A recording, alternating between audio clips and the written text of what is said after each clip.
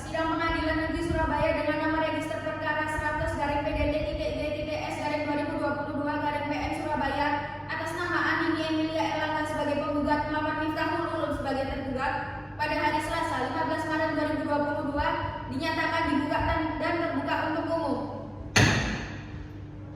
Bagi para pihak, kita melanjutkan persidangan dengan agenda pembacaan putusan para penggugat dan tergugat. Diperintahkan kepada para pihak untuk memperhatikan isi putusan. Putusan nomor 100-PDT-G-2022-PN Surabaya demi keadilan berdasarkan ketuhanan yang Maha Esa.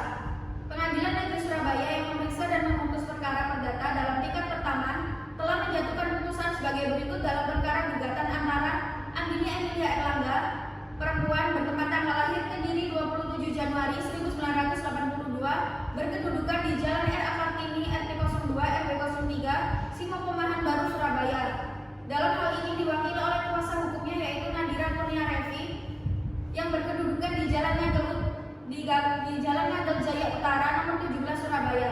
Berdasarkan surat kuasa tertanggal 29 Desember 2021 yang telah didaftarkan di Kepaniteraan Pengadilan Negeri sebagai penggugat melawan Miftahul Ulum laki-laki bertempat tanggal lahir Surabaya 22 Juni 1990 yang berkedudukan di Jalan Linden 2 nomor 44C Kecamatan Sukolilo Surabaya. Dalam hal ini diwakili oleh kuasa hukumnya yaitu Adinda Novita Wayunintias dengan alamat Jalan Raya Suterejo nomor 69 Surabaya. Berdasarkan surat kuasanya tertanggal 29 Desember 2021 yang telah didaftarkan di Kepaniteraan Pengadilan Negeri Surabaya, selanjutnya disebut sebagai penggugat. Tentang dudukan perkara, menimbang bahwa penggugat dengan surat gugatan tanggal 11 Januari 2022 yang diterima dan didaftarkan di Kepaniteraan Pengadilan Negeri Surabaya pada tanggal 11 Januari 2022 dalam nomor register 100-PDT-G-2016-PN Surabaya telah mengajukan gugatan sebagai berikut. 1. Bahwa tergugat memiliki hutang yang sudah jatuh tempo dan belum dibayar kepada penggugat sejumlah 5 juta rupiah sebagaimana terutang di dalam akta pengakuan hutang nomor 8 tanggal 1 2016 Notaris Muhammad Iksan SH. 2. Bahwa penggugat sudah melakukan teguran beberapa kali kepada tergugat namun tidak ada realisasi.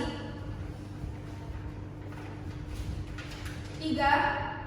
Bahwa antara penggugat dengan tergugat sudah melakukan beberapa kali pertemuan dan musyawarah namun tidak ada realisasi pembayaran. 4. Bahwa oleh karenanya sah menurut hukumnya tergugat telah melakukan tindakan cedera janji atau yang bisa disebut wan prestasi. 5. Bahwa atas perbuatan cedera janji tergugat tersebut mohon penghukum tergugat untuk melakukan pembayaran atas hutangnya kepada penggugat sejumlah 5 juta rupiah seketika dan sekaligus. 6. Bahwa sebagaimana yang telah terutang di dalam akta pengakuan hutang nomor 8 tanggal 1 April 2016 tergugat telah menyerahkan barang jaminan hutang yaitu berupa sertifikat hak milik desa Bulu. 7. Bahwa mengingat tidak ada iktikat baik dari tergugat untuk segera melakukan pembayaran pelunasan atas hutangnya kepada penggugat. 8. Bahwa guna keperluan untuk penjualan tersebut telah diperjanjikan sebagaimana terutang di dalam pasal 7 Akte nomor 8 tanggal 1 2016 bahwa tergugat wajib menyerahkan terlebih dahulu kedua kosong dan baik. 9. Bahwa mengingat penggugat telah melakukan teguran kepada tergugat untuk pengosongan dan menyerahkan atas kedua objek barang jaminan aqua namun belum diindahkan. 10. Bahwa untuk menjamin agar gugatan penggugat tidak sia-sia, maka mohon terlebih dahulu melakukan sita jaminan atas kedua objek barang jaminan hutang. 11. Bahwa mengingat dasar gugatan penggugat bersifat otentik, maka berdasarkan pasal 180 HIR berkenan memberikan putusan menyatakan putusan ini dapat dijalankan terlebih dahulu meskipun ada upaya hukum banding. Atau jika pengadilan berpendapat lain, mohon putusan yang seadil-adilnya.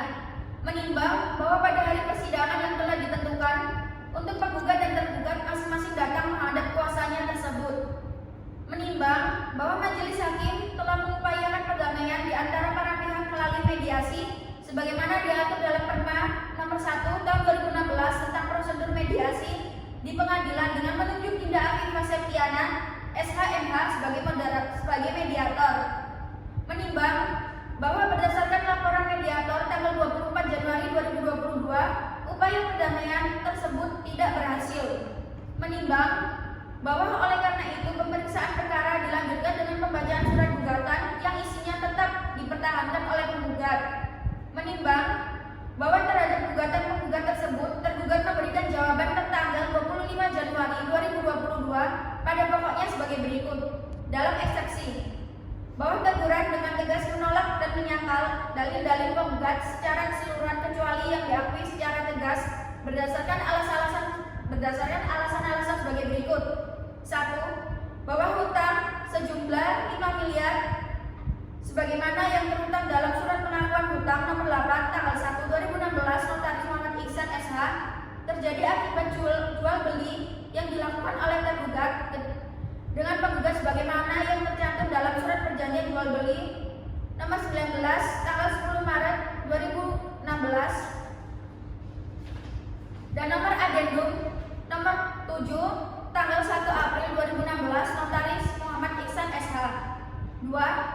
Bahwa pada awal tergugat dan penggugat telah melakukan 4 kali pertemuan yang mana dalam 4 kali pertemuan itu menghasilkan perjanjian lisan antara penggugat dan tergugat. 3. Bahwa perjanjian lisan tersebut berbunyi penggugat akan menjual seluruh barang di bawah gudang berikut mesin-mesin berkas yang terletak di Kabupaten Pasuruan, Kecamatan Gempol, Desa Kepulangan, Jalan Raya seharga 16 miliar rupiah. Dan selanjutnya dianggap telah dibacakan.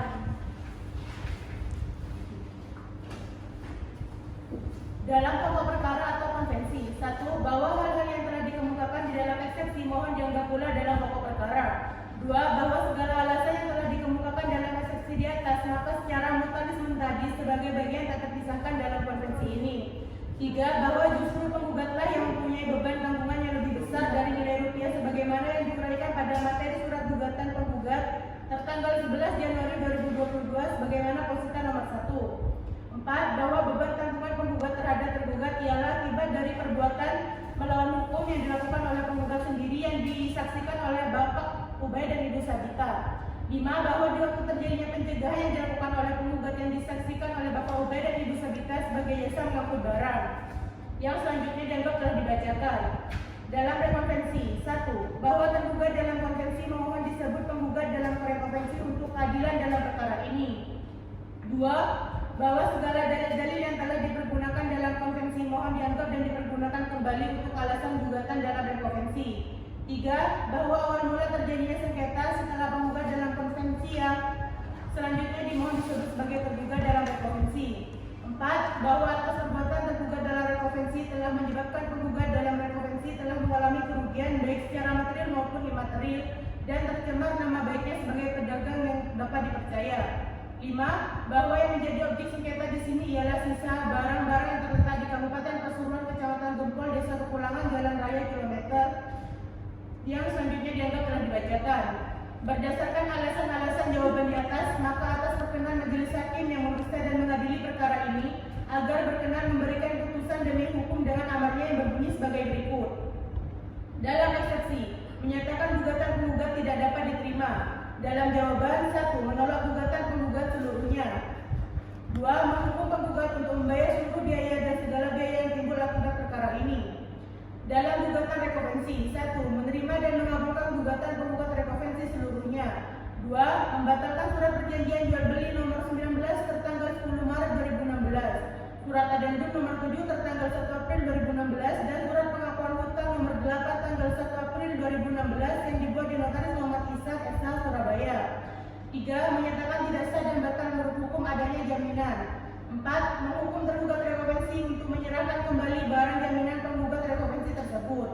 5. Menyatakan tidak benar dan salah menurut hukum atas perbuatan melawan hukum yang dilakukan oleh tergugat rekonvensi. Bila majelis hakim berpendapat lain, mohon putusan yang seadil-adilnya. Menimbang bahwa terhadap jawaban tergugat tersebut pihak penggugat telah mengajukan replik tertanggal 8 Februari 2022 dan menanggapi replik penggugat pihak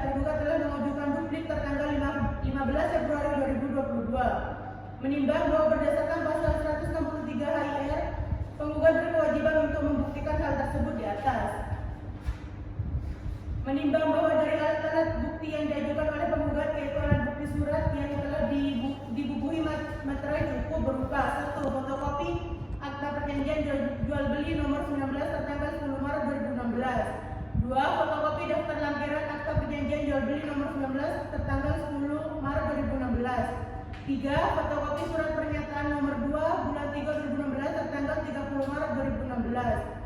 4. Fotokopi tanda terima sertifikat hak milik nomor 25 Desa Kregenan tertanggal 30 Maret 2016. 5. Fotokopi adendum nomor 7 tertanggal 1 April 2015. 6. Fotokopi akta pengakuan hutang nomor 8 tertanggal 1 April 2016. 7. Fotokopi surat teguran dan pemberitahuan tertanggal 2 Oktober 2016.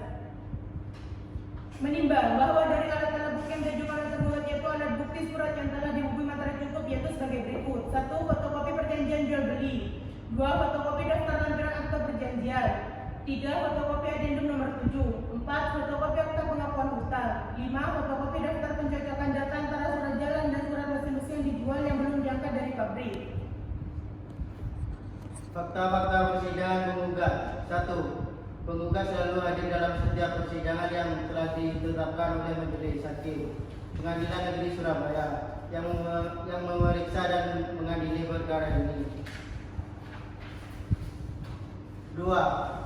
Bahwa penggugat menguasakan kepada kuasa Nadira Kurnia Devi, advokat pada kantor advokat dan konsultan hukum Z/S Law yang berkedudukan di Jalan Nagel Jaya Utara nomor 17 untuk beracara dalam setiap persidangan di Pengadilan Negeri Surabaya. 2. Tergugat. 1. Bahwa penggugat selalu hadir dalam setiap persidangan yang telah ditetapkan oleh Majelis Hakim Pengadilan Negeri Surabaya yang memeriksa dalam mengadili perkara ini. 2. Bahwa penggugat menguasakan kepada kuasa hukumnya Linda Novita Wahyu-Ningtyas, advokat pada kantor hukum Repsio Brothers Law Firm yang dengan di alamat Jalan Raya Sidoarjo nomor 69 Surabaya, Jawa Timur untuk beracara dalam setiap persidangan di Pengadilan Negeri Surabaya. A. Dalam konvensi. 1. Dalam eksepsi, menimbang bahwa maksud dan tujuan gugatan penggugat adalah sebagaimana diuraikan di atas. Menimbang bahwa atas materi gugatan penggugat tersebut, tergugat mengajukan jawaban eksepsi yang pada pokoknya sebagai berikut, dan selanjutnya dianggapkan telah dibacakan.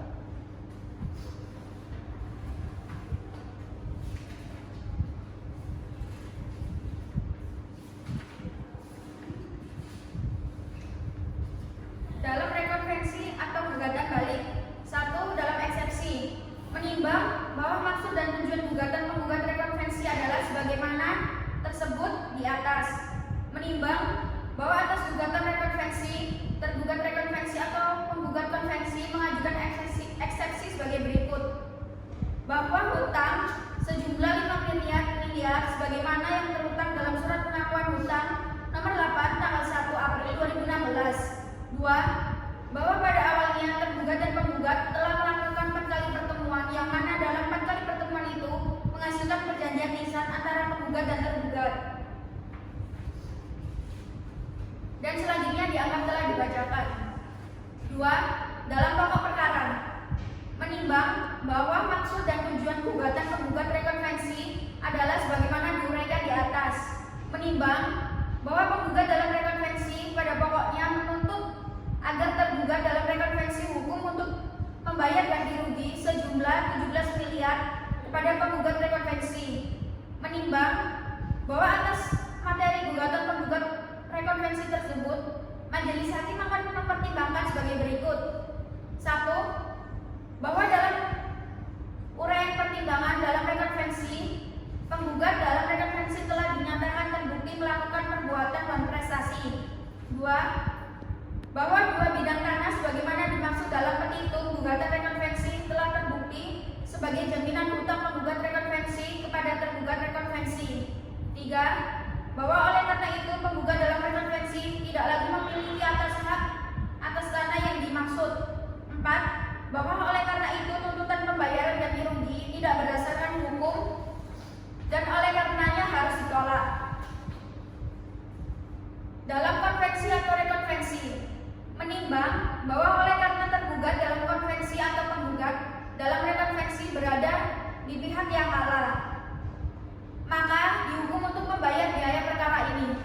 Menimbang dengan mengingat ketentuan peraturan perundang-undangan yang bersangkutan dengan perkara ini, mengadili dalam konvensi, dalam eksepsi menolak eksepsi tergugat untuk seluruhnya.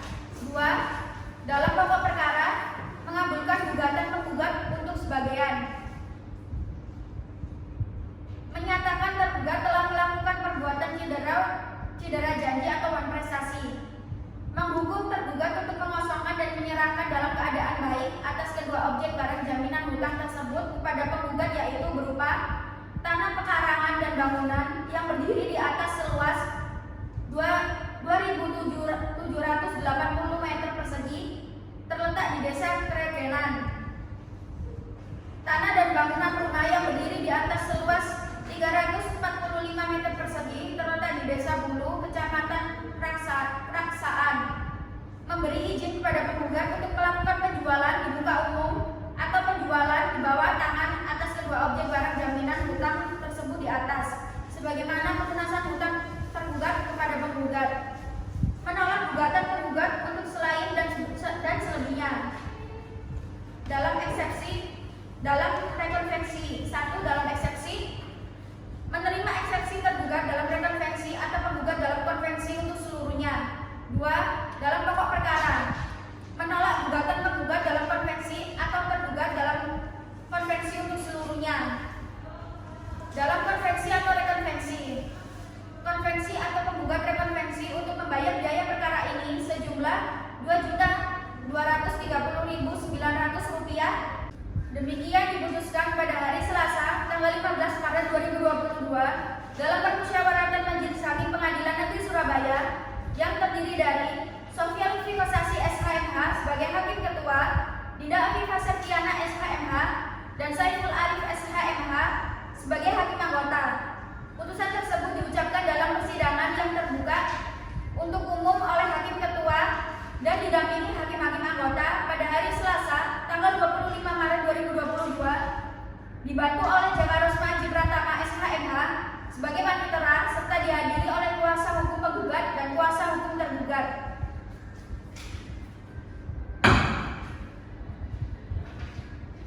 Baiklah, apakah para pihak telah mengerti dengan isi putusan yang telah dibacakan? Mengerti, Yang Mulia. Baik, apabila dirasa masih belum puas dengan putusan yang telah dibacakan, maka para pihak